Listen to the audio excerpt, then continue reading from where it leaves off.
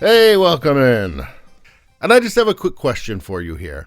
Why isn't like going for a walk or like eating healthy or like being in shape? Why isn't that considered body positivity? It's like we're supposed to think that's negative. That's like being negative about your body, like having a well-functioning body, a healthy body. That apparently that's not body positivity. Here's the headline. Lizzo laments commercialized body positivity movement. She says, quote, "We have to make people uncomfortable again." Okay. Yeah, so that's the pitch, all right? That's the pitch.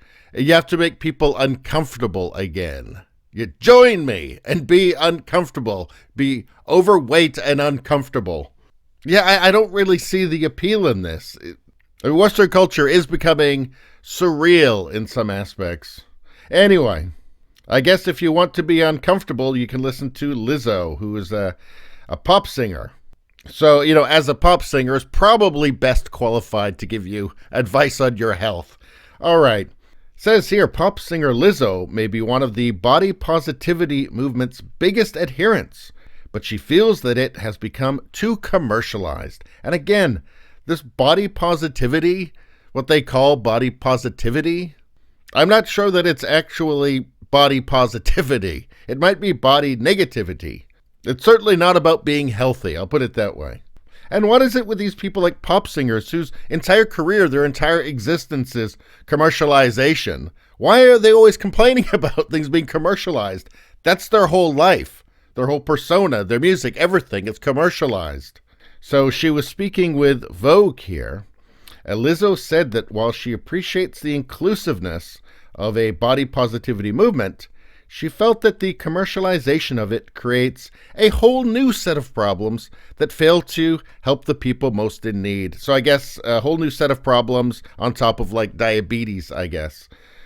She says, quote, "It's commercialized," she said in the October 2020 issue of Vogue. So, quote, "Now you look at the hashtag body positive and you see smaller framed girls, curvier girls, a lot of white girls. Well, you can't have them. They're bad, right?"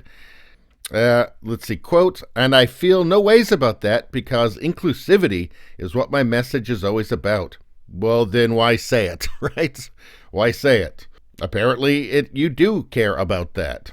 Anyway, I'm glad that this conversation is being included in the mainstream narrative. What I don't like is how the people that this term was created for are not benefiting from it.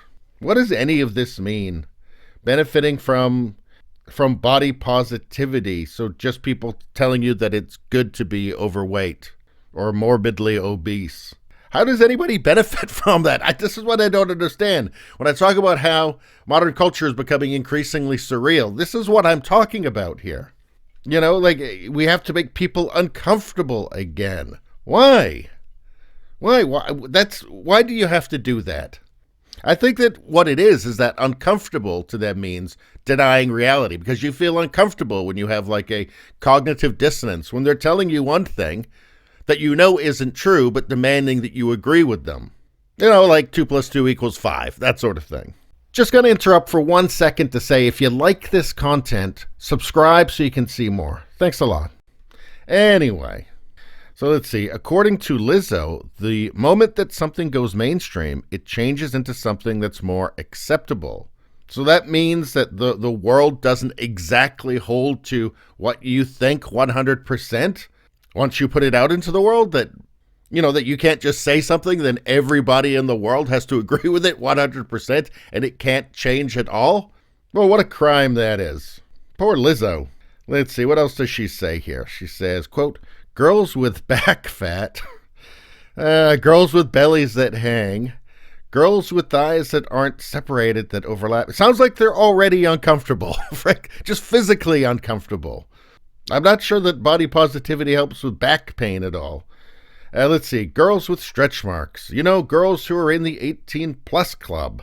So I'm guessing that's a size 18+, and not 18 years old. They need to be benefiting from the mainstream effect of body positivity now. But with everything that goes mainstream, it gets changed. It gets, it gets made acceptable. Maybe just sensible. maybe that's the word. It becomes sensible. Like maybe encouraging people to be obese is not sensible. So it's more sensible to encourage people to be healthier because they themselves personally will benefit from that by feeling better, not being physically uncomfortable all the time, living longer, living a higher quality of life, regardless of everything else going on around them. Just a higher quality of life just from being healthier. Let's see. I don't think we're going to spend too much time on this just because it's so crazy. But let's get to the end of this here. Quote, I think it's lazy for me. I'm not going to say anything else there. I think it's lazy for me to just say I'm body positive at this point, as she continued. Quote, it's easy. I would like to be body normative. I want to normalize my body and not just be like, ooh, look at this cool movement. Being fat is body positive. Let's see. No, being fat is normal. I think now I owe it to people who started this to not just stop here. We have to make people uncomfortable again so that we can continue to change. Change is always uncomfortable, right? What does this mean? What does she want everybody to be obese so she can be normal? I don't really understand this. None of this makes any sense. Look, you're overweight. What is all this body normative language? What does any of this mean? What it is that you're obese and you don't want to change anything in your life, but you want people to tell you that it's great. That is all that this is. And then we get the usual stuff about voting here, which is all very trite and meaningless. Quote, I just want to encourage people to register to vote. That is the most important thing to me. Quote, because there's a lot of upset people and there's a lot of people who have power. None of this is all so shallow. Everything we always hear from these people is so shallow. There's a lot of people who have power. What does that mean exactly? What, you don't have any power? You're wealthy. You have a huge megaphone to speak out to tell people that they shouldn't exercise, I guess. I mean, she has power. She's one of those people who has power. What does any of this mean? None of it seems to mean anything as far as I can tell. It's, I want people to tell me that I'm great, regardless of what they think or what my doctor might tell me. You know, I want people to vote because there's a, quote, a lot of people who have power, whatever that is supposed to mean. There were a lot of people who had power in the Soviet Union, by the way. In any country, in any government, there's people who have power, regardless of the system, right? It's just in some systems, people have more power than in other systems. Think Cuba or Soviet Union, for example. And there's more stuff here that betrays a great lack of understanding of what she's talking about. Quote, having a black woman as vice president would be great, she said, but I want actual change to happen in the laws, which laws we'll probably never find out.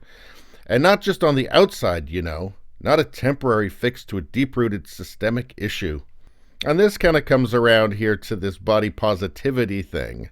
And let's finish this off. Quote, a lot of times I feel like we get distracted by the veneer of things. And if you think there's great irony in that statement, you would be correct. If things appear to be better, but they're not actually better, we lose our sense of protest. And this really says so much. If things appear to be better, but they're not actually better, they just seem like they are. So, again, objective reality doesn't actually matter. Just because things, by all appearances, seem to be better, no, they're actually not. No, so you have to keep protesting. Never stop protesting. This is just part of the doublethink that is being doled out to people en masse through the media these days. Anyway, that's all I got to say about that. Thanks for tuning in. Please subscribe, like, and share. It really helps me out. If you just want to listen, there's the podcast, Richie Baloney Show, Radio Baloney. It's on every platform, including iTunes. Thank you. We'll see you next time.